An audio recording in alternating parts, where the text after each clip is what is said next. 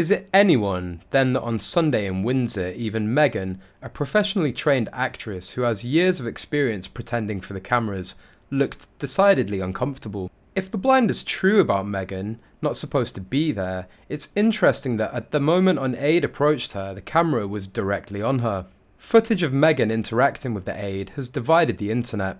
In footage, widely shared on Twitter, Meghan could be seen holding a bunch of pink roses and talking to the crowd when an Aide spoke to her from behind. Meghan could be seen whirling around quickly with what some social media users claim to be a flash of annoyance on her face. Meghan spoke some words to the Aide, pointing in one direction before finally smiling, nodding her head and whirling back around towards the crowd. Don't know what it was about, but she certainly looks dismissive and rude, one Twitter user wrote. "This doesn't really give good vibes," another added.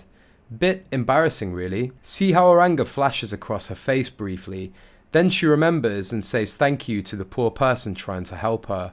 Why the rush? Where's the fire? Did she discover a camera not trained on her?" a third viewer added. Sources say Meghan is angry she receives less notice and therefore less time to prepare than Kate. She was in a panic and ended up not being able to do her hair and makeup or wear her favourite height boosting heels, so she ended up looking frumpy and short. Sources also claim Meghan refuses to bury the hatchet, saying the surprise walkabout with William and Kate was meant to make her look bad. It's going from bad to worse for Meghan as she sees the walkabout as yet another slight directed at her. Meanwhile, Queen Elizabeth II would be proud of Prince William for coordinating the surprise reunion with Prince Harry and Meghan Markle on Saturday, a royal scribe claims. "We're all very grateful, both sides putting all things aside for the Queen," a royal source told. By offering an olive branch to his brother, William was choosing to live by his grandmother's credo, which King Charles III described as someone with an unerring ability always to see the best in people. Clearly sensing this was not a time for recrimination but reconciliation, it was as if the 40-year-old father of three was trying to reflect his elevated status as the King's new liege, man of life and limb, the writer wrote in a piece published by The Telegraph on Saturday. This was not just a display of older brotherly love, but a statement of his elevation to the House of Windsor's second most senior statesman. Besides, royal commentator Camilla Tominey noted the Waleses and the Sussexes showcased very contrasting styles